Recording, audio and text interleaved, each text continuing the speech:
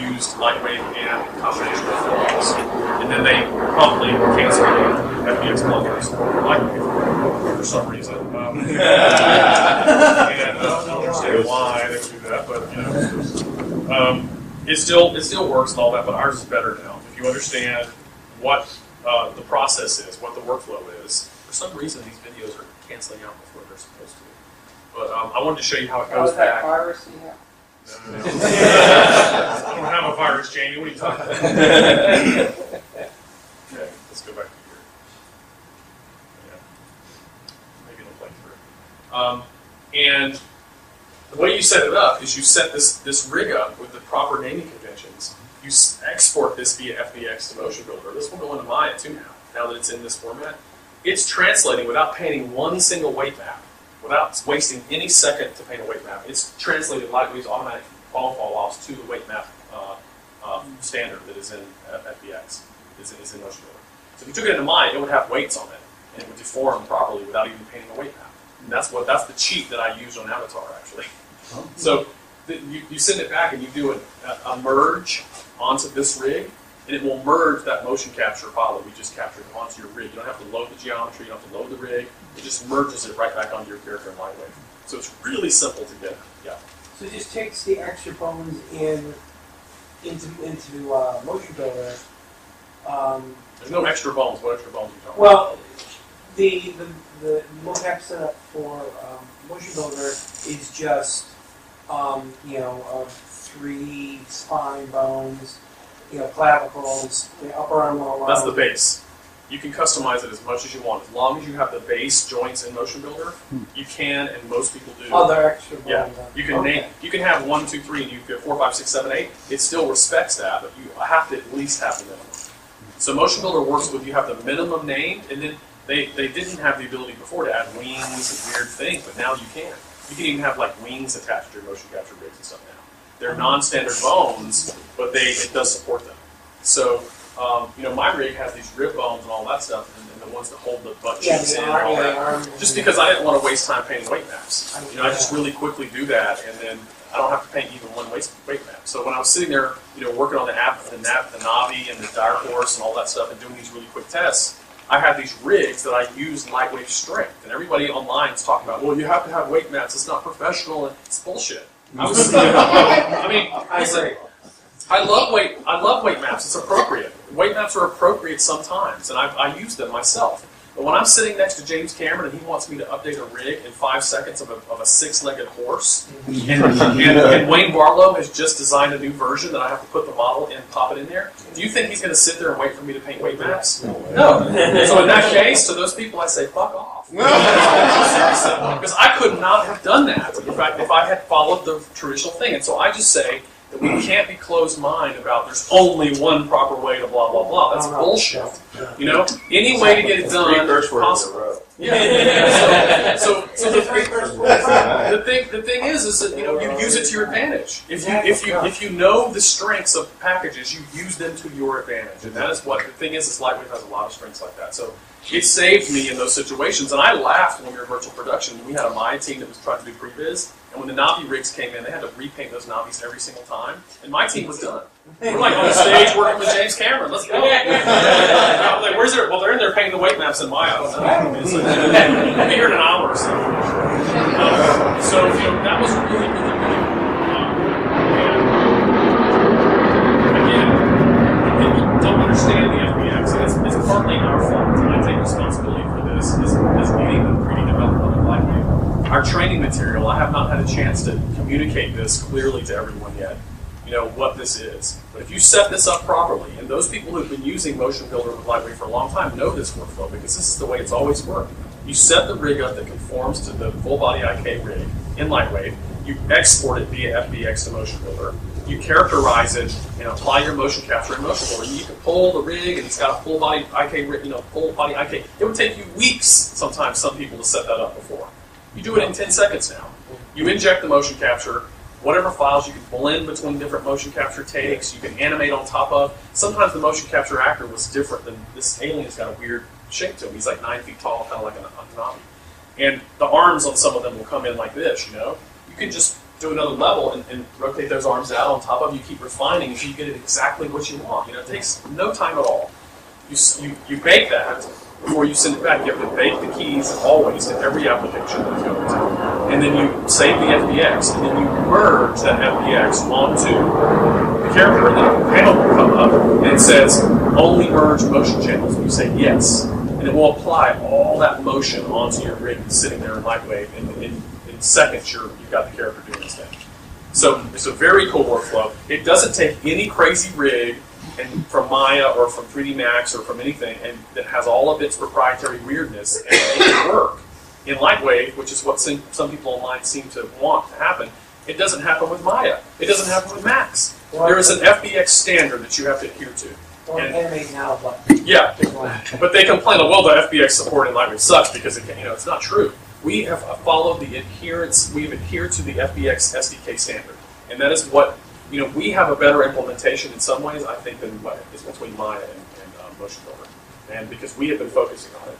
And it's taken them a long time to get that workflow to even work properly. That's one of the reasons why LightWave was so strong on Avatar as well, because the Fbx support was still so strong, and Maya was still trying to just get it implemented. It wasn't working really well. So, do you have a question? Yeah, just one.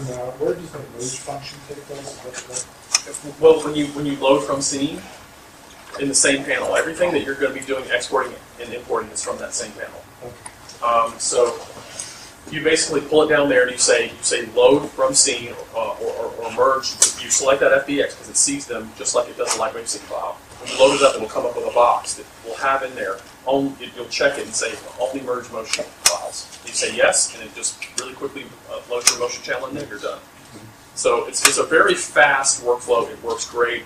I'm looking forward to getting this tied in really closely with the virtual studio system with motion capture and all that. Can you imagine the next TV shows that are coming out? If they don't use this workflow, they're imbeciles, because it's going to be so much easier to do than all the other stuff, and the cost of LightWave and the renderer. Do you need Motionbuilder anymore? For what I showed you, you do need Motionbuilder, but we're working on some things to make that not necessary. Nice. yeah. I do have a question. Is there a way we can program to detect if someone's adhering to standard and then maybe pop up a message directly to a standard? I think that might be probably the easiest way to get everyone to understand what the standard is for FBX. Well, that would have to be included in the Fbx SDK. We don't control that. We adhere to their standard. So they don't do that. If you go to Maya and you load an FBX, it just crashes. Or it comes in half loaded and the character's all weird or something. Yeah. It doesn't tell you in Maya. So if they implement some system in their SDK for us to do that, we will absolutely do that. But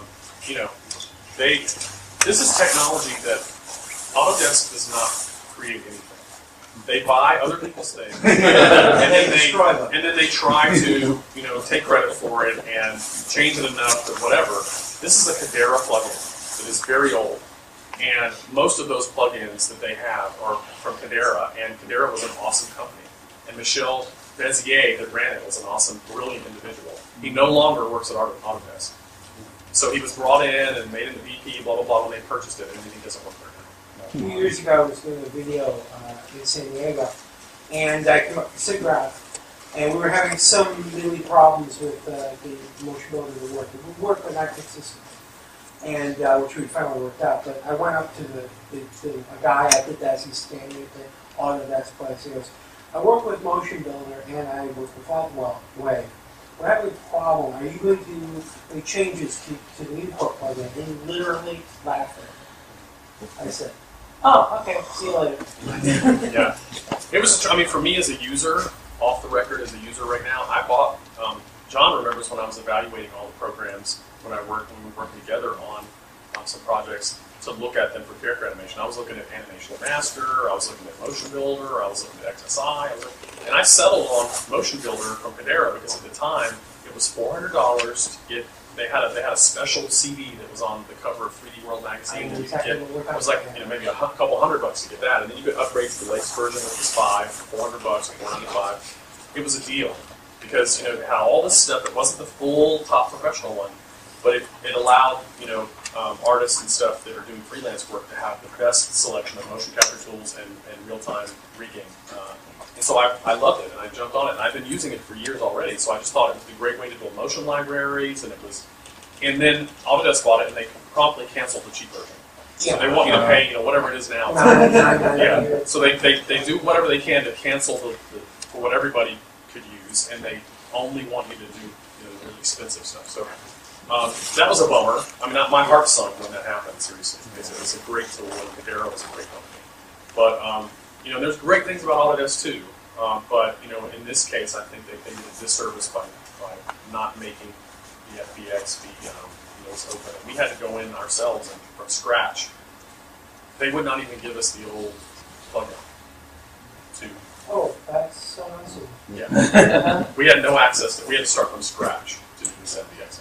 I have a question for you regarding Maya and LightWave and information interchange. Are cameras able to come across between Maya and LightWave, camera data, lens data, and things like that? Fbx and Collada Support, I haven't tested really every instance of Collada Support right now, but the plan is that Collada is also going to support this because Collada and Fbx are important for Nuke and other output for compositing as well. Right. So the goal is to have the cameras and lights, and they do now, all come across with Fbx. So if you load a camera back and forth, you're going to have your camera, you're going to have your lights. The zoom ratio is going to be the same. There's going to be anything that is a standard that has been included in Fbx is there. Anything that's proprietary or, you know, a strange plugin you may have on the camera rig or whatever, that's going to cause you problems unless you bake it into frames. Right. The way to think about this when you're doing data interchange is everything that is a motion effector, motion plugin, any kind of out of the ordinary thing, you have to bake it. You have to either bake it if it's affecting the geometry, you have to bake it to vertices by MDD or geocache, and if it's not, if it's something that's in translation like a camera or light thing, you have to bake it to keyframes. So if you keep that in mind, you will save yourself a lot of hassle because people forget that sometimes, and that's why things don't always come across really easily. So bake and then export. It's a good point that you bring about the baking part there, especially with cameras. That you make the camera really light, but the camera to do something, and it's targeting something fast. Right. It's very hard to get a good bake for the camera translate. Kind of hard. There's a third-party plugin that does it really well, but we want to implement a native solution. In our, one of the things that on the course side we've been working on bullet dynamics, and one of the main things that I wanted to have happen was a baking routine to allow us to get those bullet dynamics baked in a way that they can translate back and forth easily. It's the same technology.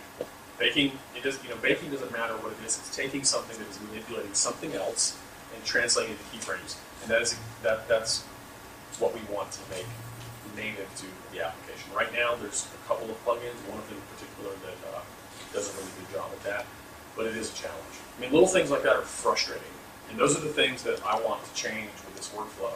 So, right now, it's not as easy as it could be, the baking part of the process, but we will fix that. That plugin is still available currently. I'm not sure if it's on 64-bit though. But this is something, baking things is relatively simple, and we will fix that issue moving forward. So now, the way to do it is we need to use that plugin, or if you're doing something really crazy. Otherwise, you can use some of the baking tools that are included, and they're not going to always be accurate currently if you have a lot of things applied. Yeah, I'm wrote this script. You look at like position and rotation, the boxes down in the corner, when you update the frame slider, they're reflecting what the camera's doing, even if the camera isn't targeting. This is basically just steps through it frame at a time and manually takes changes. Yes. What I want to do is add it to the camera panel. So I want to add a baking option in the camera panel. And I want to have it right there. So that when you decide that you want to have a camera baked, it's right in the panel where everything, you just do that as part of your routine. And you're done with it. But it's not, just do it. But a lot of that, I'm loving this role because working with those guys, they're brilliant. And for me, it's like being a user, being able to sit with these kinds of brilliant minds. They can implement things that we have needed for a long